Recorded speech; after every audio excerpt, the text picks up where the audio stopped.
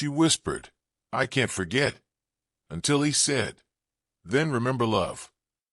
The stage rolled into Redemption Creek like a coffin on wheels, dust swirling behind it in the September heat. Sarah Beth Coleman pressed her face to the window and watched the familiar buildings slide past. Murphy's General Store, the Silver Dollar Saloon, the white-steepled church where she'd married James 5 years and a lifetime ago. Nothing had changed. Everything had changed. She stepped down onto the wooden sidewalk, her black mourning dress drawing stares from townspeople who remembered her as a laughing bride and now saw her as something else entirely. A widow, a woman marked by tragedy, someone to be pitied or avoided, depending on their nature. The boarding house stood at the end of Main Street, 3 stories of weathered pine that had once been her dream. Now it was her inheritance, left to her by an aunt who'd understood that some women needed a place to disappear. Sarah Beth pulled her carpetbag from the stage driver's hands and walked toward it, each step echoing like a funeral march. "Mrs. Coleman." She turned. The man standing behind her was tall, lean as winter, with eyes the color of storm clouds. She knew that voice, though she tried to forget it for 5 years, had heard it in nightmares, calling her name as gunshots echoed and blood pooled in the dust. "Mr. Whitman." Her voice came out steady despite the tremor in her hands. "I didn't know you were still in town." Ezra Whitman shifted his weight, hat in his hands like a penitent at altar call. "Been working odd jobs. Staying at the boarding house, matter of fact." Of course he was. Sarah Beth felt the cruel hand of fate pressing down on her shoulders. She'd come back to Redemption Creek to escape the memories that haunted her in Kansas City, only to find the one person who'd been there that terrible night, who'd seen James die, who knew exactly what she was running from. "Mrs. Coleman," Ezra said gently, "I know this is hard, coming back, but maybe it's time to let the past. Don't." The word cracked like a whip. "Don't tell me to forget." "I wasn't going to say forget." His voice was patient, careful, like a man gentling a spooked horse. "I was going to say let it rest." Sarah Beth laughed, and the sound held no humor. "You think I haven't tried? You think I want to remember every detail, every sound, every drop of blood that—" She stopped, pressed her hand to her mouth before the words could spill out and stain the dusty street. But it was too late. The memories came flooding back like a dam bursting, unstoppable and merciless. James stumbling toward her, 3 bullet holes in his chest, his eyes already glazing over. The smell of gunpowder and copper pennies. The way he'd whispered her name with his last breath. The way his hand had gone slack in hers. "I remember everything," she whispered. "Every second. Every heartbeat. I can't make it stop." Ezra stepped closer, and she caught the scent of leather and honest work, so different from the perfumed dandies who'd courted her in Kansas City with promises to make her forget her grief. "Maybe you're not supposed to make it stop." What's that supposed to mean? Maybe forgetting isn't the answer. Maybe remembering is. Sarah Beth stared at him, this drifter who'd witnessed her worst moment, and now stood offering philosophy like some frontier prophet. His face was weathered by sun and wind, marked with lines that spoke of hard living and harder choices. But his eyes held something she hadn't expected, understanding. "You were there," she said. "You saw what they did to him." "I saw." Ezra's jaw tightened. "I saw, and I did nothing to stop it." "You would have died too. Maybe. Or maybe I was just a coward." The honesty in his voice startled her. Most men would have made excuses, talked about being outnumbered or outgunned. Ezra Whitman simply accepted his guilt and carried it like a cross. "Why are you still here?" she asked. "In this town, I mean." "Same reason you came back, I reckon." He settled his hat back on his head. the brim shading his eyes. Sometimes running away just makes the memories chase you harder. A wagon rattled past, stirring up dust that made Sarah Beth's eyes water. Or maybe that was something else entirely. She looked at the boarding house, at the windows that would let in morning light and evening shadows, at the porch where she'd have to sit and remember or go mad trying to forget. "I can't do this," she whispered. "Yes, you can." Ezra's voice was quiet but certain. "You survived that night. You survived 5 years of carrying it alone. You can survive coming home." "How do you know?" "Because you're here. Because you came back instead of running farther. That takes more courage than most people have." Sarah Beth picked up her carpet bag, felt the weight of it in her hands, all her worldly possessions reduced to what could fit in leather and cloth. Behind her, the stage driver called for passengers heading east, back to the world of gaslight and civilization, where people pretended tragedy was something that happened to other people. She could climb back on that stage, could disappear into another city, another life, another futile attempt to outrun the ghosts that followed her like faithful hounds. Instead, she walked toward the boarding house, toward the memories waiting inside like patient wolves. Ezra fell into step beside her, not presumptuous, just present, a witness to her pain and her courage in equal measure. "Mr. Whitman," she said as they reached the front steps. "Yes, ma'am. If you're going to be living under my roof, you might as well call me Sarah Beth."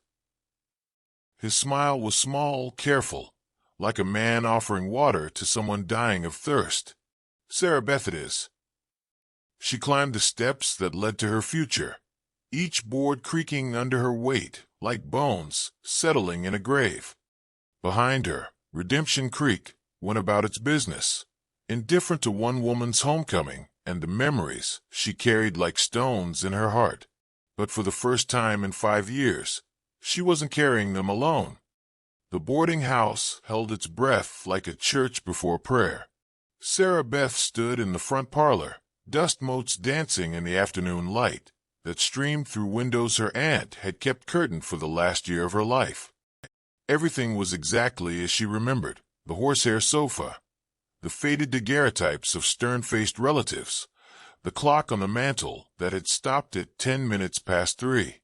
"She was a good woman, your aunt," Ezra said from the doorway. "Kept me fed when I couldn't pay. Never asked questions about my past." Sarah Beth ran her finger along the mantel, leaving a trail in the dust.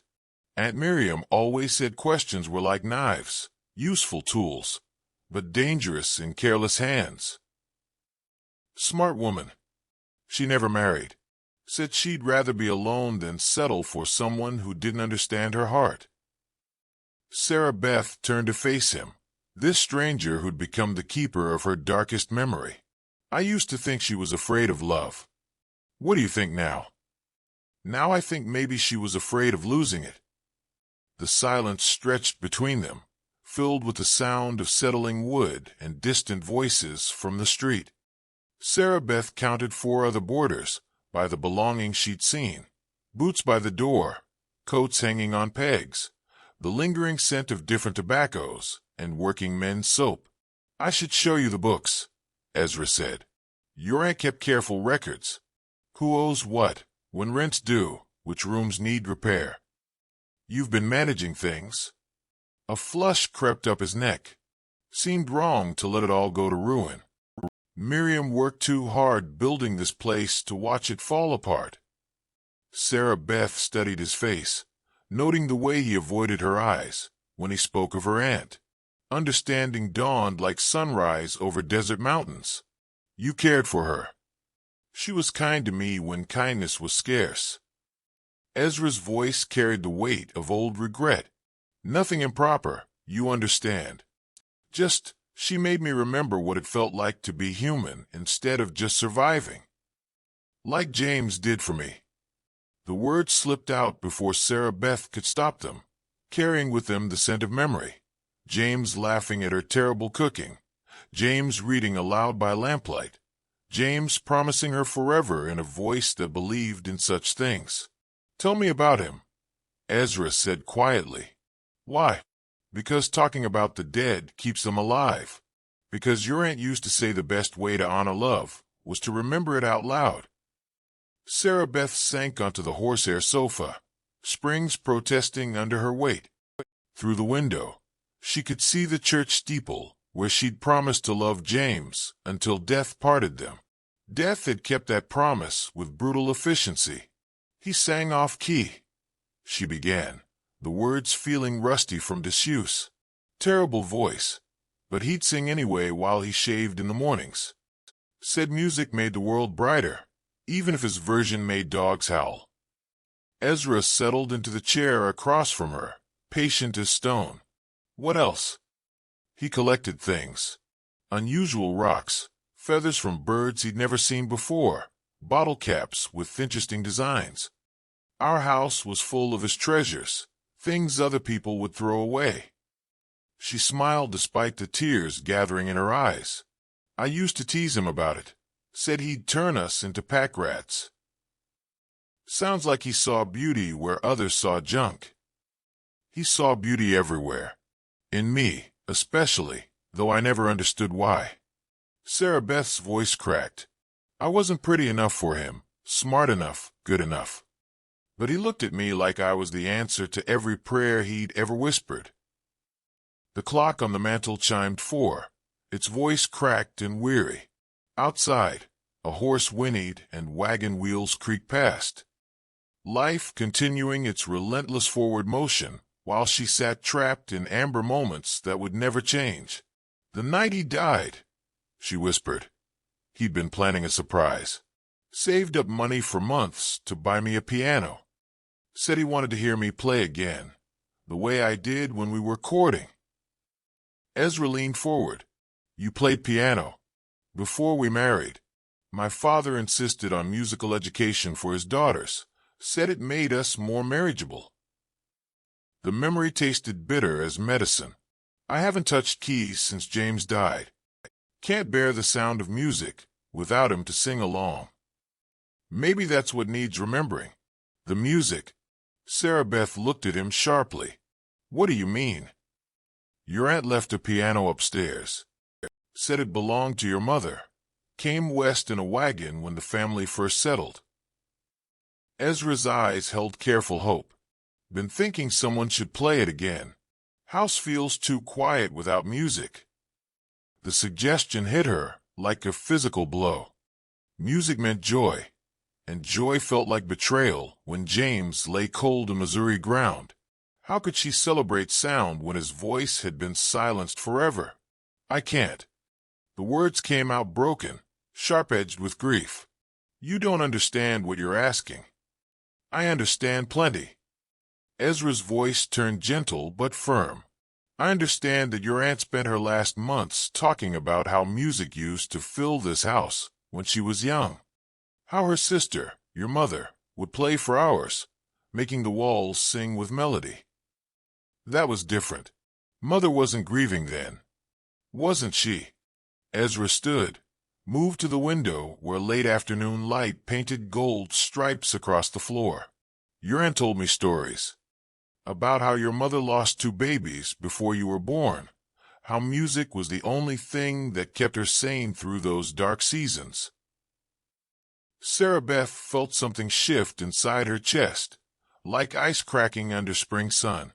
She'd never known about the lost babies, had never thought to ask about the sadness that sometimes clouded her mother's eyes when she thought no one was looking. Music wasn't celebration for her, Ezra continued. It was survival, a way of honoring what was lost while still choosing to live. "I don't know if I remember how. Hands don't forget, even when hearts try to."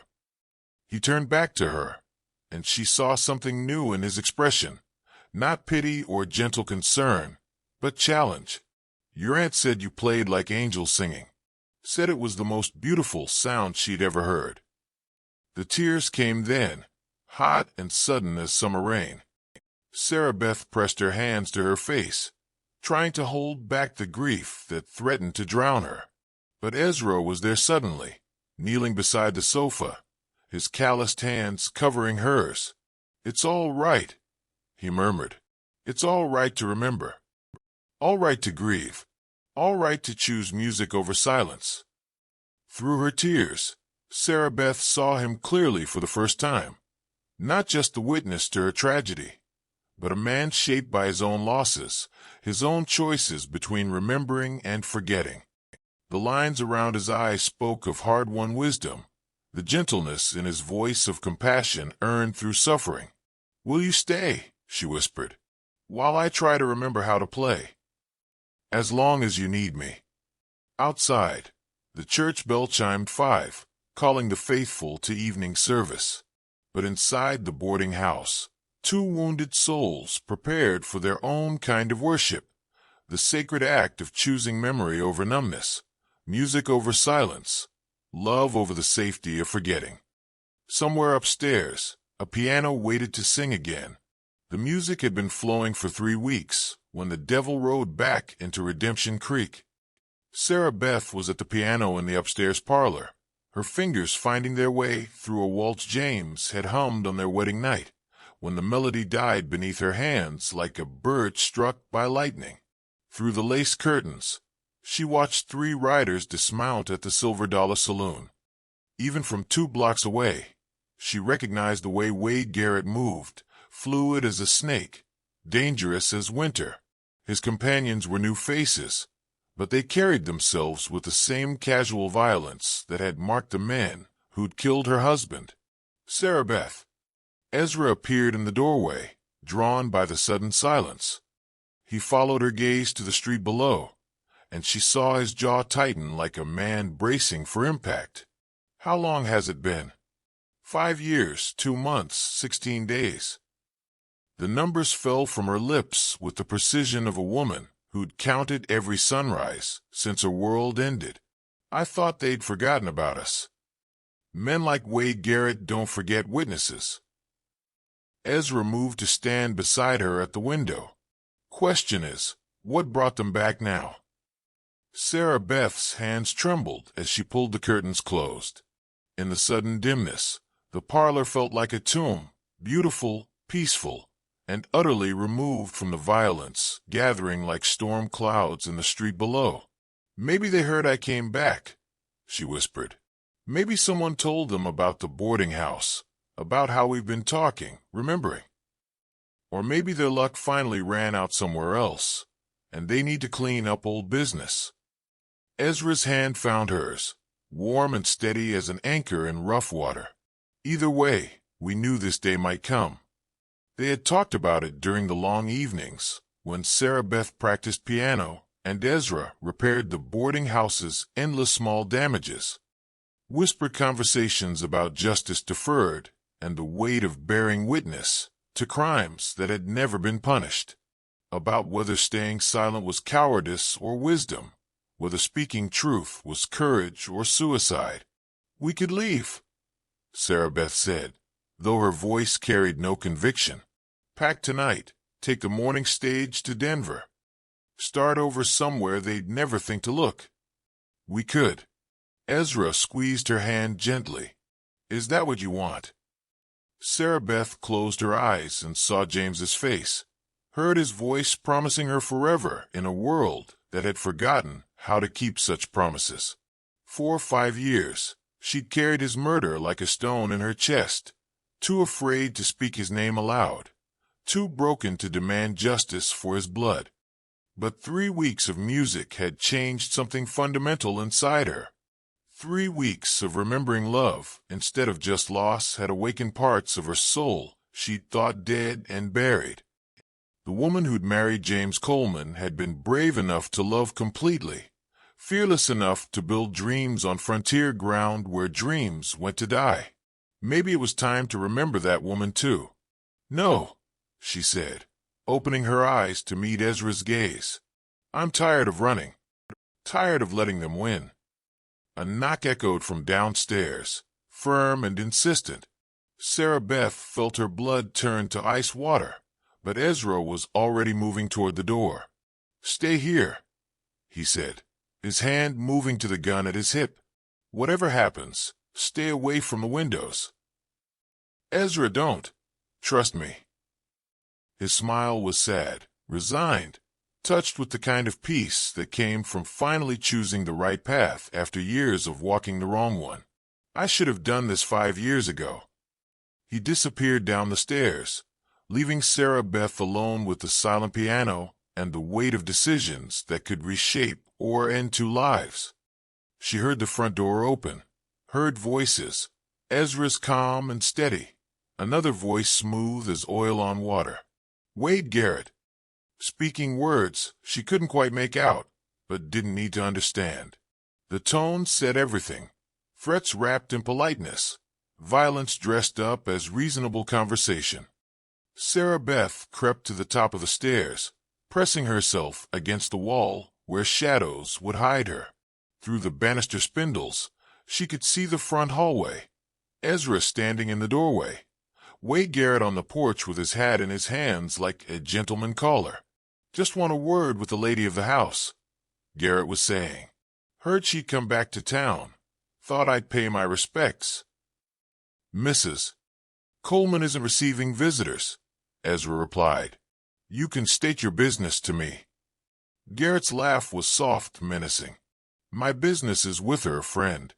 About a conversation we had 5 years ago. About the importance of keeping quiet about things that don't concern decent folks.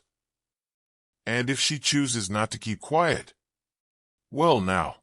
Garrett stepped closer, and Sarah Beth saw sunlight glint off the gun at his hip. "That would be unfortunate. For both of you." The threat hung in the air like smoke from a funeral pyre. Sarah Beth gripped the banister until her knuckles went white, torn between the safety of silence and the courage to speak truth that could get them both killed. Then she heard it, faint but unmistakable, the sound of James's voice calling her name. Not memory this time, not the ghost that had haunted her dreams for 5 years. Something else entirely, something that felt like permission, like blessing, like love strong enough to reach across the grave. She stood, smoothed her skirts, and walked down the stairs with the measured pace of a woman walking toward her destiny. Ezra turned at the sound of her footsteps, his eyes wide with alarm and something that might have been pride. "Mr. Garrett," she said when she reached the doorway. "You look older." Wade Garrett's smile was all teeth and no warmth. "Mrs. Coleman, you look well, considering you murdered my husband in cold blood and left me a widow at 22? Sarah Beth's voice came out steady, clear as church bells on Sunday morning. "Yes, I suppose I look well enough." "Now, that's a harsh accusation. Your husband drew on me first, as I recall. Self-defense, pure and simple. James never owned a gun, never touched one in his life." Sarah Beth stepped onto the porch, putting herself between Ezra and whatever violence was coming. "You shot an unarmed man and rode away laughing." Garrett's mask of politeness slipped, revealing the killer beneath. "Careful, lady. Memory can be a dangerous thing in the wrong hands." "Then it's a good thing," Sarah Beth said quietly, "that mine are in the right ones."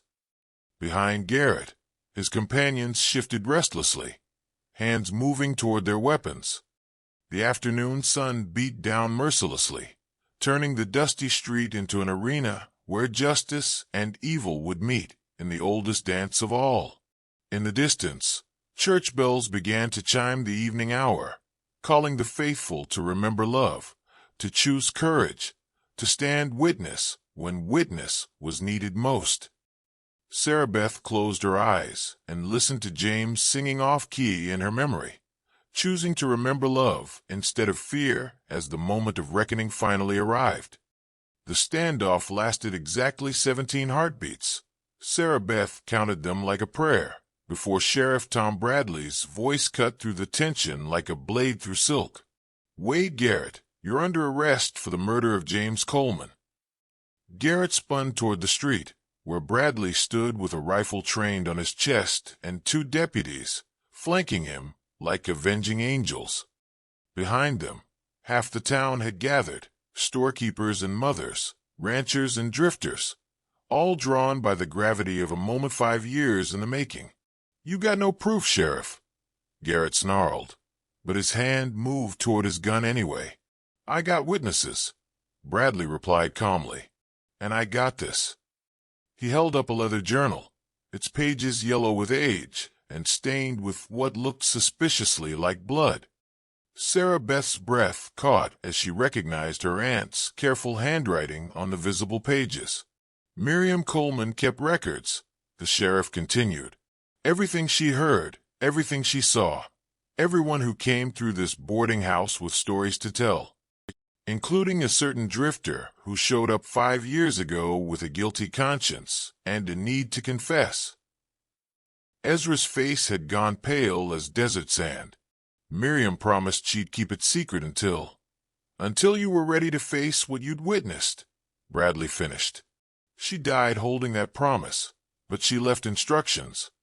If anything happened to Sarah Beth, if certain men came back to town, I was to read every word she'd written down." Sarah Beth felt the world tilt sideways as understanding crashed over her. Her aunt hadn't just been kind to Ezra. She'd been his confessor, his keeper of secrets, the one person who'd convinced him that redemption was possible even for a man who'd stood silent while murder was done. "You told her everything," Sarah Beth whispered, looking at Ezra with new eyes. "Not just what happened to James," he said, his voice breaking like drought-cracked earth. "About the others, too. The families Garrett and his men had terrorized, the witnesses they'd silenced, the blood trail that stretched from here to Mexico." Garrett's companions were backing toward their horses now, reading the wind like the cowards they'd always been. But Garrett himself stood his ground, caught between the sheriff's rifle and the truth he'd thought buried deep enough to stay dead. "None of this proves anything," he said, but desperation had crept into his voice. "Word of a dead woman and a gutless drifter won't hold up in any court." "Maybe not," Sarah Beth said, stepping down from the porch with the measured pace of a woman walking toward destiny. "But I will." She reached into her dress pocket and pulled out a small leather book, her own journal, the one she'd started keeping the day she'd arrived back in Redemption Creek.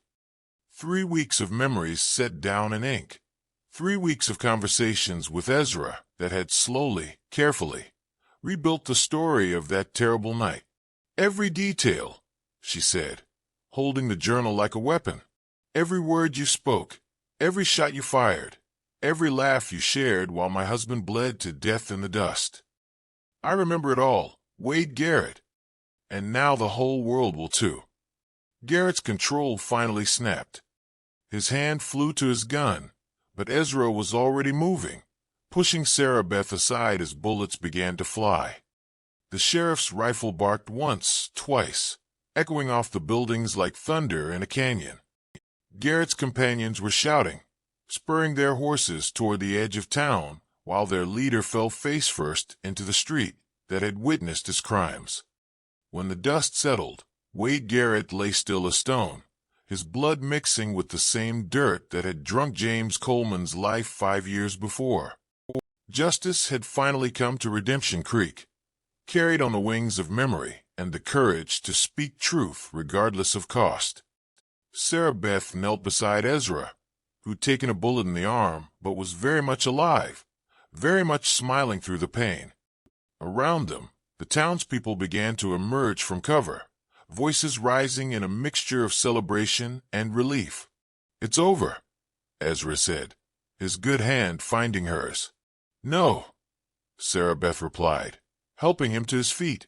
"It's beginning." That evening, as Doc Morrison finished bandaging Ezra's wound and the undertaker prepared Wade Garrett for his final journey, Sarah Beth sat at the piano in the upstairs parlor. Her fingers found the keys of their own accord, playing the waltz James had hummed on their wedding night. But this time she didn't stop when the melody turned sad. She played through the sorrow, through the pain, through the 5 years of silence that had nearly killed her soul. She played for James, who would never sing off-key again but whose love lived on in every note. She played for her Aunt Miriam, who'd kept secrets until they could bloom into justice. She played for Ezra, who'd learned that bearing witness was its own kind of courage. And she played for herself, the woman who'd remembered how to choose love over fear, music over silence, truth over the safety of forgetting. Ezra appeared in the doorway, his arm in a sling but his eyes bright with something Sarah Beth had never seen there before. Hope without reservation, love without fear. "Play something happy," he said, settling into the chair beside the piano. Sarah Beth's hands shifted to a livelier tune, something her mother had taught her about second chances and new beginnings. As the music filled the room, she heard Ezra begin to hum along, off-key, just like James used to do, but beautiful in its imperfection. "I thought you said you couldn't sing," she said, smiling despite her tears. "I said I couldn't sing well," he corrected. "But Miriam always said the angels don't care about perfect pitch, just perfect intention." Outside, the church bells chimed 9 o'clock, calling the faithful to remember that love was stronger than death, that memory was holier than forgetting, that some music was worth making even when the heart was learning to hope again. Sarah Beth played until her fingers ached and her soul felt light as morning air. When she finally stopped, the silence that followed wasn't empty anymore. It was full of possibility, full of the future she and Ezra might build together if they were brave enough to try. "I can't forget him," she whispered. "I'll always love James." "I know," Ezra said gently. "But loving someone who's gone doesn't mean you can't love someone who's here." Sarah Beth looked at him, this man who'd witnessed her darkest hour and helped her find light again, who'd learned to remember love instead of just carrying guilt. In his eyes, she saw not competition with her dead husband's memory, but completion of it. "Then remember love," she said, repeating the words that had saved them both. Remember it all. And in the boarding house where music had returned after too long a silence, two souls who'd learned the difference between forgetting and healing began to write their own song, not to replace what had been lost, but to honor it by choosing to live and love again. The desert wind carried their music through the open windows, across the town where justice had finally been served, out into the vast expanse of possibility that stretched beyond the horizon like a promise waiting to be kept.